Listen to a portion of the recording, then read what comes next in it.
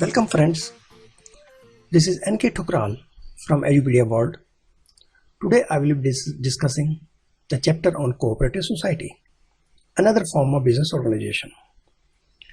Friends, so far you have learned about sole proprietorship, partnership, Hindu undivided family and joint stock company as the different forms of business organizations. You must have noticed that besides many differences among them in respect of their formation, operation, capital contribution, as well as liabilities, one common similarity is that they all engage in business activities to earn profit. Without profit, it is impossible for them to survive and grow. But there are certain organizations which undertake business activities with the prime objective of providing service to the members. Although some amount of profit is essential to survive in the market, their main intention is not to generate profit and grow. What they do, they pool available resources from the members, utilize the same in the best possible manner, and the benefits are shared by the members. So this is what cooperative society's objective is. Now, what is cooperative society? Before defining it, let me tell you what is the term cooperative. The term cooperative means working together and with others for a common purpose. Let's have the definition of this. A voluntary association of persons who joins together with the motive of welfare of the members. So what is the objective is to work for the welfare of the members. Now what is required? It aims to protect and promote economic and social interests. It is an association of persons, not of capital. Another thing is that the cooperative society is compulsorily required to be registered under the Cooperative Societies Act 1912. And another requirement is a minimum of 10 adult persons are required to form a cooperative society. Capital is raised from its members through issue of shares. The society acquires a distinct legal identity after its registration. Lastly, I may tell you that cooperative societies are based on principles like each for all and all for each, and self-help through mutual help. Now let's see what are the features of cooperative society. Number one is legal status. Registration of a cooperative society is compulsory. As earlier I said, after registration, a cooperative society becomes a legal entity distinct from its members. It can own property and make contracts on its own. It can also sue and be sued in its own name. Being a separate legal entity, it is not affected by entry or exit of the members.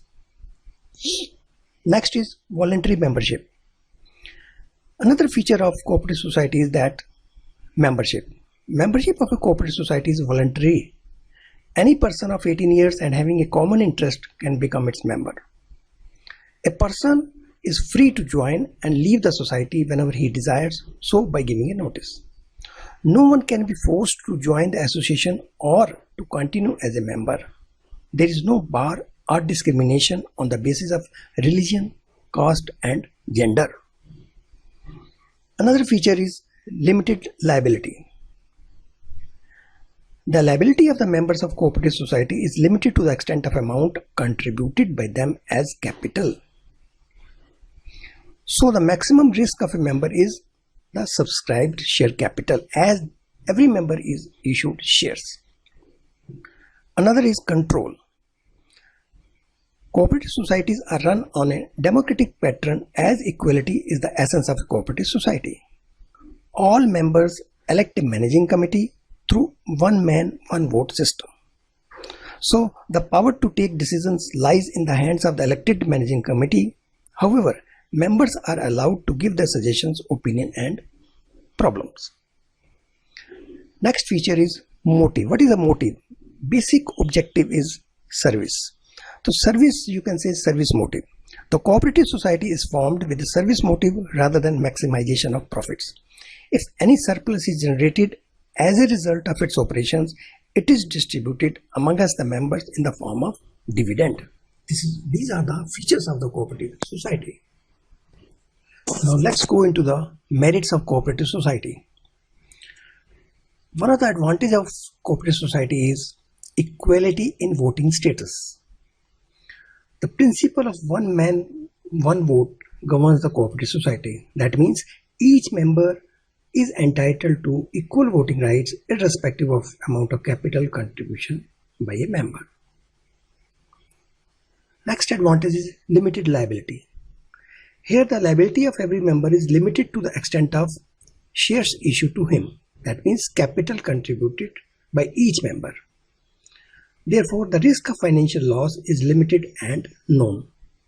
Here in cooperative society, personal assets of the members are safe and cannot be used to repay any business debts if required. Next advantage is stable existence. Cooperative society is a corporate body and its existence is not affected by the death or insolvency or insanity of its members. Next advantage is economy in operations. Cooperative society is generally managed by members themselves on an honorary basis. As a society aims to eliminate middlemen, it helps in reducing costs. The members of the society are the customers or producers, which also reduces the risk of any bad debts. Next advantage is support from government. As cooperative society is based on democratic pattern, it enjoys special exemptions, privileges and concessions from the government in the form of low taxes, subsidies and low interest rates on loans. And last advantage is ease of formation. The cooperative society can be easily started with any 10 adult members. The legal formalities involved in registration are few. Its formation is governed by the provisions of Cooperative Society Act 1912. So it's very easy to form the cooperative society. Every business organizations have advantages also and limitations also. Similarly, in cooperative society, there are limitations also. Let's go one by one.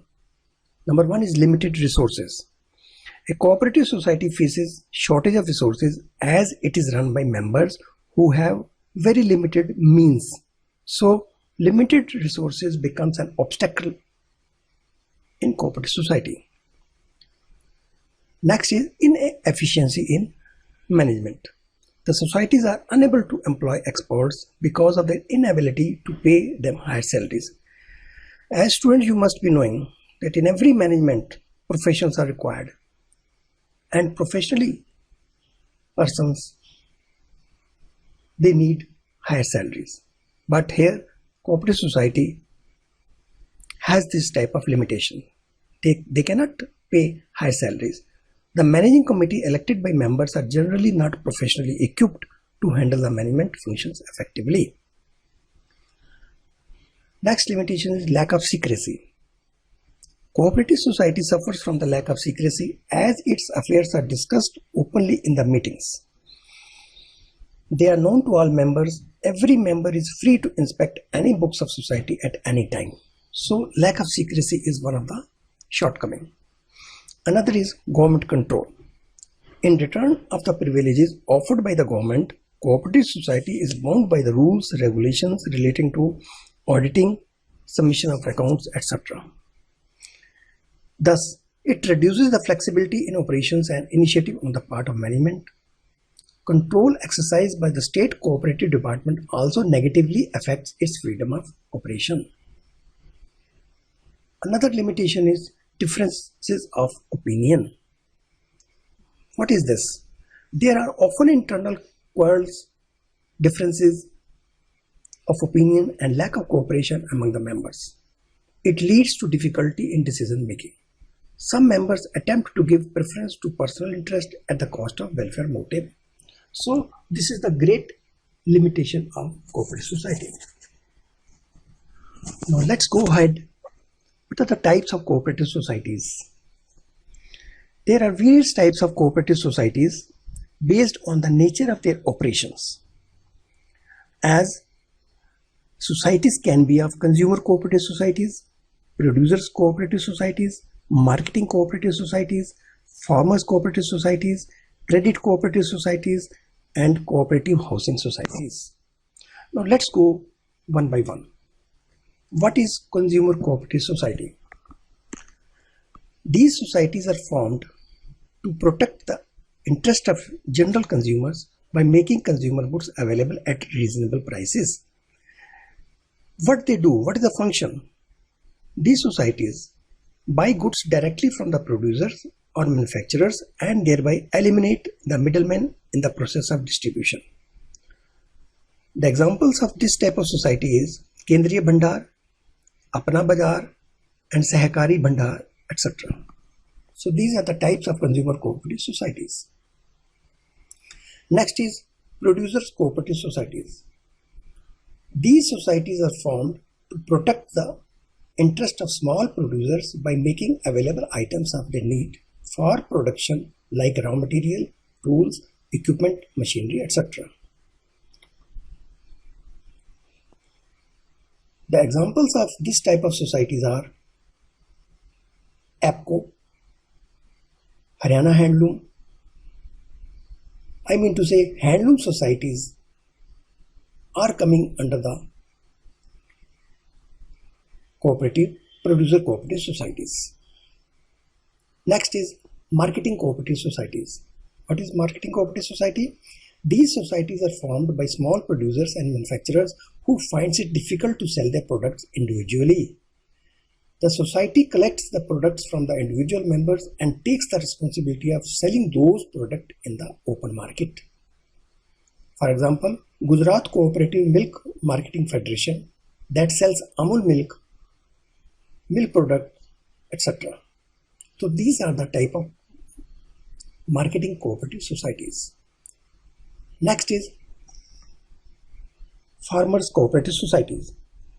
A farmers cooperative society is formed by farmers to jointly take up farming activities in order to gain the benefits of large-scale farming and higher productivity. These societies are established to protect the interest of the farmers by providing better inputs at a reasonable cost. They are also known as agricultural cooperative society. Next is credit cooperative societies. A credit cooperative society is formed to provide short-term financial assistance to the members in the form of loans. Here, the society aims to protect the members from the exploitation of lenders who charge higher rate of interest on loans. The society provides loans to members out of the amounts collected as capital and deposits and charge low rate of interest. This is what the function of credit cooperative society.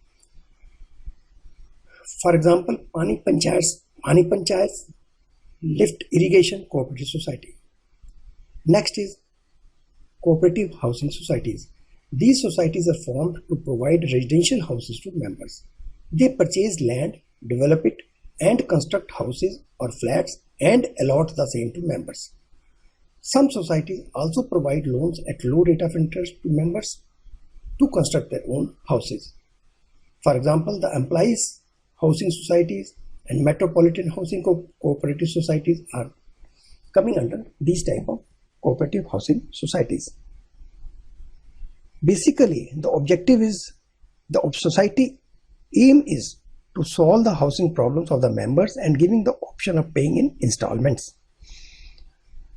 Another advantage is the society either constructs the flat or provides plots to members on which the members construct the houses on their own. Thank you friends. Bye bye.